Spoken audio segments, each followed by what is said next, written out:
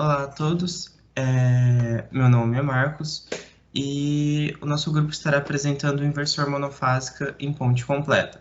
Os integrantes desse grupo são o Kaique Mateus, o Guilherme de Oliveira, eu, Marcos Romancini, a Nayara Delfino e a Renata Almeida. Bom, a nossa apresentação é composta pelos seguintes tópicos: uma introdução, aplicações, inversores, parâmetros de qualidade, inversores em ponte completa, modulação PWM, modulação SPWM, exemplo, simulação, conclusão e referências. Os inversores são circuitos estáticos que convertem potência DC em AC com a frequência e tensão ocorrente desejada.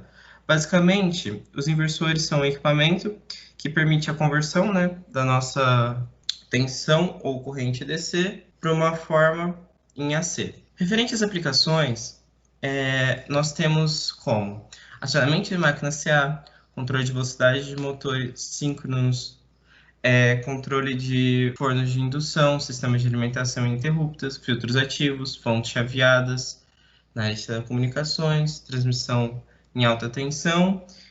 E, além disso, também podemos considerar uma aplicação muito usual, que está muito em alta, que são as fontes fotovoltaicas, né? Uma vez que é gerada corrente CC, né, de corrente contínua, e precisa para tanto utilizar os equipamentos quanto para ser conectada à rede de um inversor. Então, é algo muito usual atualmente. Falando um pouquinho mais sobre os inversores, nós dividimos em tipos, categorias e características, sendo os tipos divididos em meia ponte, ponte completa, push-pull, dentro das categorias monofásico e trifásico, e as características seriam de corrente ou tensão.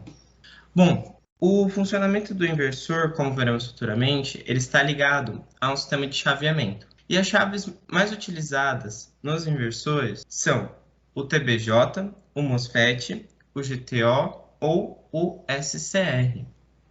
Então, a gente vai ver o inversor de ponte completa. Ele é responsável por converter a corrente contínua em corrente alternada. Tem grande papel em destaque para controle de máquinas e de filtro de energia.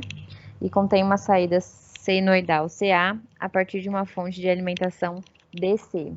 Então, aqui tem o nosso circuito do inversor de ponte completa monofásico, em que eu tenho 4 chaves, S1, S2, S3, S4, e também tenho 4 diodos, D1, D2, D3, D4. Se a gente observar, é o dobro do meia onda, ou seja, tem 2 diodos a mais e 2 chaves a mais. Eu consigo concluir que a tensão de saída e a potência é o dobro em relação ao circuito de meia ponte. A gente vai ver pelos cálculos. Então, a gente vai ver especificamente agora quando eu tenho cargas resistivas. Existem 2 tipos, cargas resistivas e cargas indutivas. As chaves, elas são ligadas em diagonais, ou seja, S1 e S4 é ligada juntos na primeira etapa e na segunda etapa S2 e S3. Isso porque que quando eu tenho S1 e S2 ligadas ao mesmo tempo, eu sei que forma um curto-circuito. E também sei se eu tenho S1 e S3 ligadas ao mesmo tempo, eu tenho 2 terminais no positivo, então não vou ter tensão. Tensão é zero. Vai ter diferença de potencial. Então, só funciona quando eu tenho os pares diagonais ligados. Ou seja, S1, S4 e S2 e S3. E a frequência de saída eu controlo pela velocidade do acionamento da chave. Então, de acordo com a velocidade que as chaves fecham e abrem, eu consigo definir minha frequência de saída. Então, aqui eu tenho as etapas de funcionamento, sendo a primeira etapa quando S1 e S4 está ligada. Então, eu tenho um circuito E menos VO igual a zero, então eu sei que minha tensão de saída é positiva, E. E aí, na segunda etapa de funcionamento, quando S2 e S3 está ligado, eu sei que E mais VO é igual a zero, então eu sei que minha tensão de saída é negativa, menos E. A gente consegue ver melhor por essa imagem, que mostra o caminho da corrente. Então, eu sei que nessa primeira etapa, o caminho da corrente em vermelho mostra quando S1 e S4 está ligado, esse primeiro período aí, que é mais E, e na segunda etapa, o caminho da corrente em que a minha tensão final é menos E. Então, a gente vai ver agora o equacionamento da minha tensão média e tensão eficaz de saída.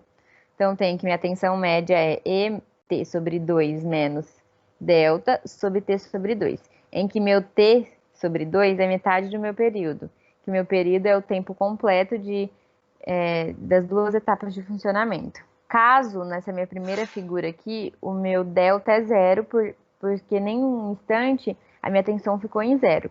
Nessa minha segunda figura, a gente já vê que ela teve um período em zero, representado por delta, em que esse período em zero é exatamente quando S1 e S3 está ligado, ou S2 e S4, que é quando os dois terminais estão ligados no mesmo terminal da tensão. Então, não existe diferença de potencial. Então, a tensão eficaz é E raiz de 1 menos 2 delta sobre T. Então, gente, dando sequência à nossa apresentação, saindo agora das cargas puramente resistivas, a gente vai para a carga indutiva, né? O conceito é basicamente igual e os cálculos também são basicamente iguais. O que muda é a adição da nossa carga do L, ou seja, do nosso indutor, que irá contribuir no formato de onda de saída. Ou seja, ele ainda diz, né, a forma de onda da corrente de saída tem um formato exponencial quando a tensão de saída for positiva. E sendo assim, cairá exponencialmente quando for negativa. A gente vai ver abordar isso melhor com a análise dos gráficos. Bom, para detalhar melhor isso, né, a gente separou em 6 etapas aqui. Na primeira etapa, como a gente pode ver que está marcado no diagrama ao lado em vermelho, a tensão está saindo do positivo e passando pela carga pelas chaves S1 e S4, ou seja, S1 e S4 estão fechadas, fazendo com que há uma energização na carga. Por isso ela cresceu exponencialmente e positiva, certo? Já na segunda etapa, se a gente puder observar aqui, S4 ela é aberta, mas o S1 ainda continua sendo fechado. Ou seja, a corrente que está saindo da fonte não está fornecendo para o resto do circuito. Ou seja, se a gente observar no diagrama, a tensão na carga aqui nesse período pequeno, em amarelo, é zero. Com isso, nosso diodo fica diretamente polarizado e ele é responsável por fazer essa corrente circular nessa malha aqui. Por isso, a corrente na carga ela vai decaindo conforme o decaimento do nosso indutor, da corrente no indutor. Seguindo para a terceira e quarta etapa. Ainda, né, depois do chaveamento S ser aberta, a gente abre o S1. Com isso, o que acontece? Tanto o diodo 2 e o diodo 3 vão estar em condução, ou seja, diretamente polarizados. Ou seja, eles vão estar conduzindo a corrente do circuito. Ou seja, ela vai sair do negativo da fonte e passar pela carga. Com isso, começa com a corrente negativa na carga. Já na etapa 4, S3 e S2, as chaves são fechadas, ou seja, vão estar em condução. Com isso, sofre esse formato exponencial negativo, certo? Até o final do período. Já na etapa 5 e 6, acontece o mesmo que aconteceu na etapa 2, que a chave S3 foi aberta, mas S2 ainda continua fechada, ou seja, faz com que a corrente circule somente nessa malha aqui, entre a carga, a chave S2 e o diodo 4, porque o diodo 4 vai estar diretamente polarizado, vai estar em condução. Se a gente olhar no diagrama ao lado, esse funcionamento vai estar denotado em vermelho, na qual começa a ter um crescimento exponencial positivo. Já na etapa 6, nós vamos ter as chaves S2 e S3 abertas, fazendo com que o diodo 4 e o diodo 1 estejam em condução, fazendo com que a nossa fonte esteja saindo negativamente, a energia da fonte esteja saindo negativamente, passando pela carga. Com isso, nós podemos observar aqui um crescimento exponencial da nossa carga, da corrente da carga, até voltar de novo na etapa 1, na qual nós vamos ter as chaves S1 e S4 em condução, fazendo com que a corrente na carga cresça exponencial e positiva. Detalhe que, no período das etapas 5 e 6, ainda é negativo, pois ele está saindo lá do máximo negativo, até chegar em 0, certo? Na qual, na primeira etapa, na quinta etapa, a tensão na carga é 0 e depois ela começa positiva. Ou seja, esse período que a tensão é positiva é o que faz com que a corrente na carga saia do negativo até chegar na parte positiva, correto? Com isso, né, a gente pode chegar a algumas conclusões parciais, né, que nesse modo de análise, nós temos os 4 chaves interruptores que têm sinais independentes de acionamento. Além daqueles que foi abordado anteriormente, que são de acionamento em pares na diagonal, ainda nós temos os acionamentos independentes, em que cada chave aciona em um determinado período. Bom, agora vamos falar um pouquinho sobre os parâmetros de qualidade. Referente à potência de saída média, nós temos que levar em consideração que toda vez que estivermos analisando a saída do nosso inversor, significa que nós estamos analisando tudo em CA, tudo em corrente alternada. Sendo assim, nós vamos adquirir os valores na forma eficaz, como, por exemplo, o primeiro dado que nós teremos, que é a potência de saída média. Para o cálculo da potência, precisamos da corrente e da tensão. Porém, como estamos analisando em corrente alternada, vamos analisar a corrente eficaz de saída e a tensão eficaz de saída. Bom, também precisamos do ângulo da impedância ou, no caso, da corrente e da resistência da carga. O próximo parâmetro que nós vamos estar entrando aqui é entrada. Sempre lembrando que a entrada é corrente contínua. Então, nesse caso, a potência de entrada média é corrente e tensão média, ok?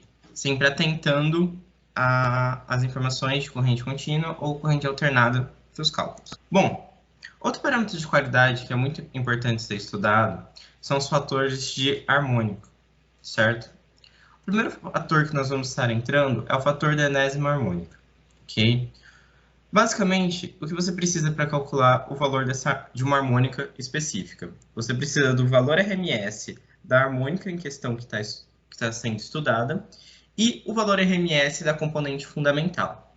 Beleza, mas como calcula o valor dessa componente fundamental? A componente fundamental nada mais é do que 4 dividido por raiz de 2π, ou aproximadamente 0,9 da tensão média de entrada, ok? Bom, próximo parâmetro aqui, a gente ainda vai estar falando um pouco das harmônicas, mas vai ser a taxa de distorção harmônica. O que é a taxa de distorção harmônica? Nada mais é do que a raiz do somatório do quadrado das n harmônicas dividido pela fundamental, ok? Posteriormente, nós vamos ter o fator harmônico, que é o fator de cada harmônica, né? Como o próprio nome diz. Você vai pegar a harmônica que você está estudando em questão, dividir ela pela fundamental, vezes o número dessa harmônica ao quadrado. Para finalizar, o valor RMS de saída, né? Como já bem visto, que é cálculo RMS comum, raiz quadrada, 2 sobre o período, de 0 até meio período, da tensão média ao quadrado, variado no tempo, né? Vamos ver o funcionamento dos inversores. Então, quando eu tenho aplicações de média e baixa potência, ou também aplicações com baixa taxa de distorção ou com cargas puramente resistivas, as tensões de saída com onda quadrada são aceitáveis. Porém, quando eu tenho aplicações em que envolve alta potência, eu preciso ter, na minha forma de saída, na minha tensão de saída, uma forma bem próxima à senoide com baixa distorção. Então, a gente vai ver dois modos como que a gente vai conseguir isso, né? Que é inserir filtros, capacitor,res e indutores na saída, e a modulação por largura de pulso para controlar as chaves. Vendo agora a modulação para controlar as chaves, a gente vai ver especificamente o modulador PWM. Então, ele é utilizado para lidar com as variações de tensão CC de entrada, regular as tensões dos inversores e satisfazer os requisitos de controle de tensão e frequência constante. Então, o método mais utilizado é o PWM, também em inglês Pulse Width Modulation, modulação por largura de pulso. E dentro dele, as técnicas mais utilizadas são modulação por largura de pulso, modulação por largura de pulso múltiplo, modulação por largura de pulso senoidal e modulação por largura de pulso senoidal modificada e controle por deslocamento de fase. Dentro da apresentação, a gente vai usar as duas técnicas mais utilizadas, que é modulação por largura de pulso e modulação por largura de pulso senoidal, que é também conhecida como SPWM. Então, com o intuito de reduzir o conteúdo harmônico e aumentar as frequências das harmônicas para diminuição dos custos, então, geralmente é produzido vários pulsos em cada semiciclo. A geração dos sinais de acionamento para controle dos transistores, ou seja, para controlar ligar ou desligar os transistores, é feita pela comparação de um sinal referência com uma onda portadora. Então, a gente tem aqui o sinal VM, que é um sinal modulador, ou também chamado de sinal referência, que a gente vai estar vendo que alguns livros abordam como sinal referência, e o sinal da portadora, que é o VP. Então, o controle é feito pela comparação dessas duas ondas, esses dois sinais. Então, existem dois níveis, o nível alto e o nível baixo. O nível alto é quando o meu sinal modulador é maior que o meu sinal da portadora, e eu vou ter o nível baixo quando o meu sinal da moduladora vai ser menor que o meu sinal da portadora. Então, aqui a gente tem uma figura de uma onda quadrada, em que a gente consegue verificar isso. Então, eu tenho a minha portadora, que é a minha onda quadrada, e meu sinal referência, ou também modulador, que é uma constante. Então, eu vou analisar intervalos de tempo. No primeiro intervalo de tempo aí, eu tenho que meu sinal da portadora é maior, né? Essa reta decrescente, inicialmente, é maior que o meu sinal de referência. Então, se ela é maior, o meu sinal portadora, então eu tenho um nível baixo. Então, na figura embaixo, eu consigo ver que no primeiro instante ela é zero. Depois disso, eu tenho que meu sinal da portadora fica maior que o meu sinal de referência, então eu vou ter o nível alto. Então, vai ser pequenas análises para todos os intervalos, em que sempre que meu sinal de referência for maior, é nível alto, e sempre que meu sinal de referência for menor, é meu nível baixo. Então, aqui a gente vai fazer análise agora para uma onda dente de serra, em que a minha onda dente de serra vermelha é minha portadora, e minha onda em azul é meu sinal modulador. Então, a gente vai ver razão cíclica. Razão cíclica é o tempo que ela fica em alta sobre o período total. Então, T1 sobre TS. Ela também, a razão cíclica, varia de 0 a 1. Então, analisando as considerações feitas, eu sei que sempre que meu VM for sempre zero, a minha razão cíclica é zero, porque ela nunca vai estar em alta, sempre vai estar em baixa. Também sei que se meu VM assumir o maior valor aqui de VT, a minha razão cíclica é 1, porque meu nível sempre vai estar alto, porque ela sempre vai ser maior que a minha onda portadora. Fazendo agora as equações. Então, eu tenho que essa equação da minha onda portadora dente de serra é VT sobre VS de T, né? Que é uma reta. E eu quero descobrir esse ponto em que elas se cruzam, que é exatamente o tempo que ela fica ligada, né? Então, eu sei que o ponto que elas se cruzam aqui, o meu T é DTS, que é meu tempo em T1, né? A partir da equação passada. Igualando as duas primeiras equações, eu consigo chegar que a minha razão cíclica também pode ser escrita sobre VM por VT, em que VM é a minha modulação e VT é o meu máximo valor da minha onda portadora dente de serra.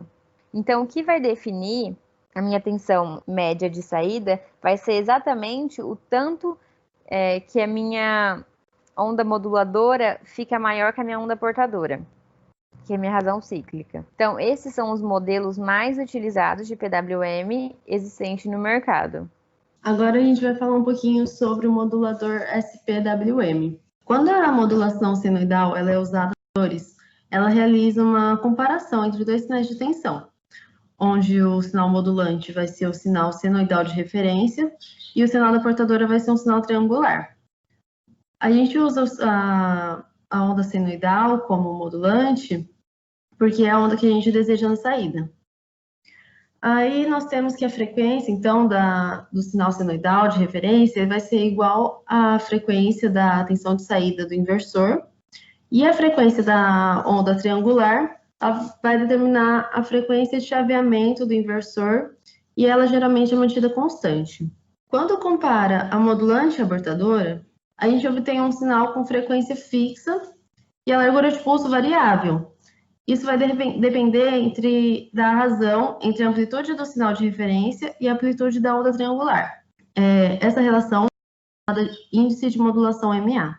A modulação por largura de pulso senoidal, ela geralmente é empregada em aplicações industriais. Aí nós temos que o índice de frequência de modulação, ele vai ser a razão entre a frequência da portadora e a modulante, e esse índice ele define a quantidade de pulsos em cada semiciclo da tensão de saída do inversor. E o índice de modulação, que é a relação entre a tensão modulante e a tensão de pico, que a tensão de pico é a tensão da portadora. E vai definir o valor RMS da tensão de saída. Aí aqui nessas figuras a gente vai ter a modulação SPWM, né? Como é que ela funciona. Aí na figura A a gente pode ver que tem o sinal da portadora, né? Triangular, e os dois sinais de referência, né? As duas senoides. Aí mais para baixo nós temos o G1 e o G4, que são os sinais de acionamento. Eles são gerados pela comparação do sinal de referência senoidal com a onda portadora. Aí a frequência do sinal de referência vai determinar a frequência de saída do inversor, e a amplitude de pico controla o índice de modulação, que vai controlar a tensão RMS. Então, a gente vai ter que a tensão de saída vai ser a tensão de entrada multiplicado pela diferença entre G1 e G4, porque eles não podem ser acionados ao mesmo tempo. Vamos ter esse sinal em C, vai ser a resposta. A mesma coisa pode ser feita usando uma onda portadora triangular unidirecional. Vai dar o mesmo resultado em B e C. Aí, nós temos também que a tensão RMS de saída, ela pode ser alterada variando o índice de modulação. Então, considerando que o delta é a largura do pulso, nós vamos ter que a tensão RMS de saída vai ser a tensão de entrada, multiplicado pela raiz da somatória da largura de cada pulso dividido por π. E a tensão de pico de saída vai ser a razão cíclica vezes a tensão de entrada. Então, quando a razão cíclica for igual a 1, a gente vai ter a amplitude máxima da tensão de saída. A tensão de saída desse inversor, ele se apresenta em pulsos de largura variável e frequência fixa, como eu falei. E eles podem ser de 2 ou 3 níveis. Quando a amplitude da tensão varia entre 2 níveis, né, ou seja, mais E e menos E, a gente tem a modulação de 2 níveis.